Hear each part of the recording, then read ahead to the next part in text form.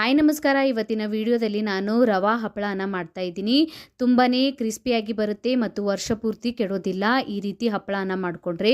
ಅದಕ್ಕಾಗಿ 1 ಕಪ್ ಅಷ್ಟು ರವಾನ ತೊಳ್ಕೊಂಡ್ಬಿಟ್ಟು 2 ಗಂಟೆವರೆಗೂ ನೆನೆಸ್ಕೊಳ್ಬೇಕು. 2 ಗಂಟೆ ಆಗಿದ್ಮೇಲೆ ಈಗ ಒಂದು ಪ್ಯಾನ್ಗೆ ನೀರನ್ನು ಹಾಕ್ಕೊಂಡ್ಬಿಟ್ಟು ಬಿಸಿ ಮಾಡ್ಲಿಕ್ಕೆ ಇಟ್ಟಿದ್ದೀನಿ. ರುಚಿಗೆ ತಕ್ಕಷ್ಟು ಉಪ್ಪು, ಜೀರಿಗೆ.